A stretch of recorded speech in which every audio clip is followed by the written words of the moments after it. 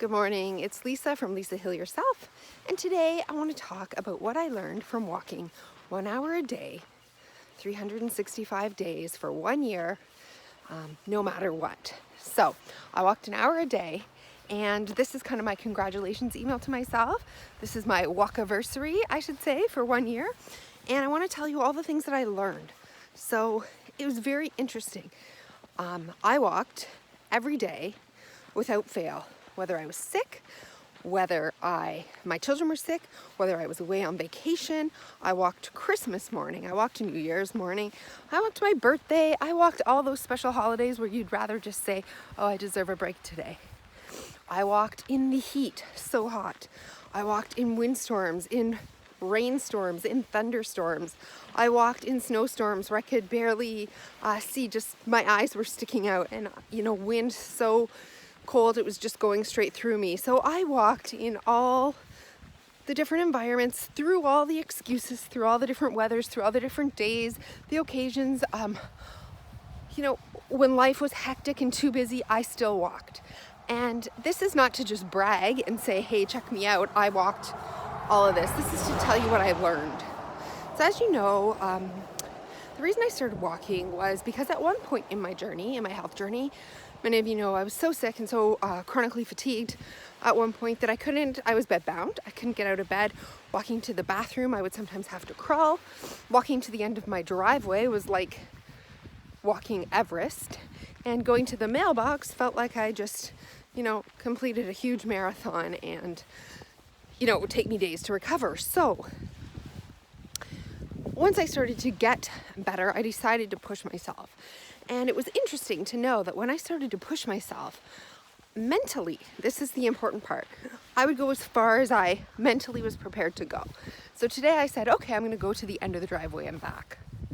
Well, I could go to the end of the driveway and back. If my goalpost was, 3 or 4 telephone poles, I would see that. And all the way along, I'd be getting resistance, but I could meet the goal and then come back. So wherever I mentally chose to go to, it's very interesting. The human body can do and is capable of a lot more than you think it is, right?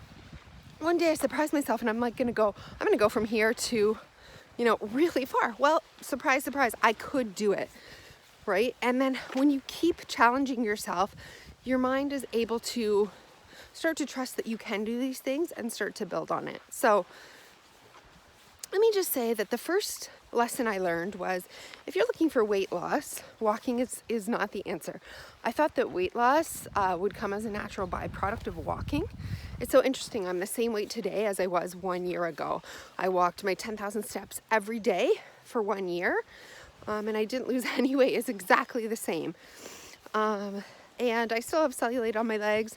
I might have toned up a slight bit, but not really. So this type of dedicated exercise is not the way to lose weight. I can tell you that if I want to drop pounds and I go on a keto diet or specifically carnivore diet, I'll drop, 10 pounds in 2 weeks if I want to. But this dedicated endurance exercise was actually not helpful for weight loss, just a side note there. What was it helpful for? What did I learn? I learned that walking was not about my physical ability to actually complete the walk every day, though I did do that, and it did build my endurance. So endurance came as a byproduct of doing this walk every day. But what it really built was my mental endurance, okay? So in order to walk every day, I realized that the biggest lesson that I learned was that it was truly all about resistance every day, every single day. So when I first started, it was about the physical resistance that I was having. Oh, I can't do this. My mental stories would play. It's too far, it's too much, I'm gonna have a setback. I don't know if I can do this. I don't know if I should be doing this. It's too cold. I don't have the right shoes. Every excuse that mentally that I could come up with, I would. I'm tired today, I'm just not feeling good, I'm gonna put myself back, oh, I have too much to do with my kids, I have all this going on, right? All the excuses would come in and in and in. But if I just already committed to the fact that I was gonna go, So I watched these excuses every day, and the best thing that I did was to stand back and observe them and watch them float by, one excuse after the other, and just not grab them. But if I started to grab onto an excuse, like, yes, that is right, that is the reason that should stop me, and I grabbed onto it and held it too long, it could almost convince me mentally that I shouldn't go on the walk. But when I just watched all the excuses pass, you could see my brain trying, will this one work, will this one work? It just kept firing, and it could go on for half an hour, and it could go on well into the walk too. You've walked enough, you should turn around, right? So at the beginning, this mental resistance was constant, was near constant, and I just had to learn to ignore it.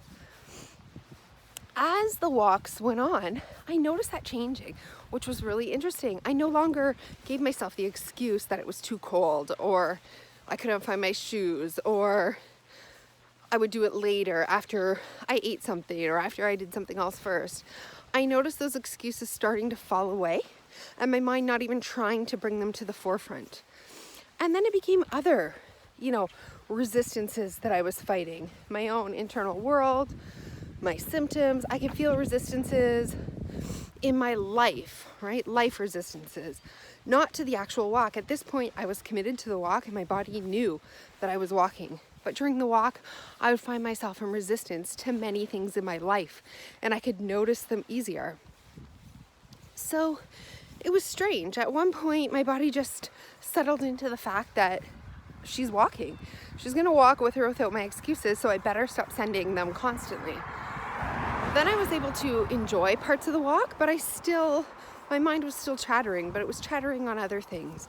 And I was able to go deeper inside myself and find out what the symptoms mean and what they're trying to tell me. And walking became nearly a meditation. It became a meditation every day. It became time for myself every day, time to listen, time to feel into those places that I normally push away, right? Resist, disown, deny, push away. They were there with me every day, and I tried not to hold on to them.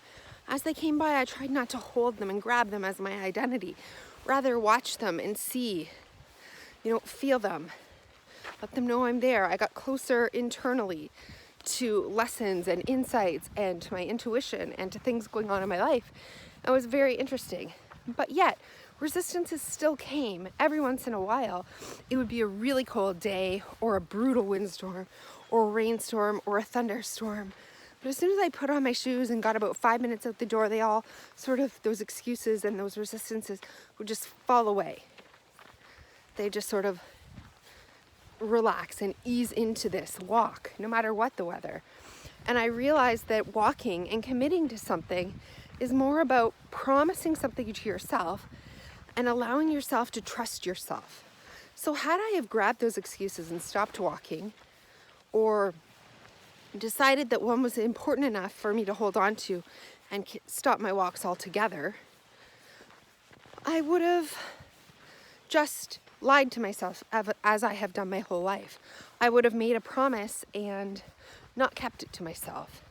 And I think the most important thing that I learned is that when you keep a commitment or a promise to yourself, it's like a show of respect and love for yourself.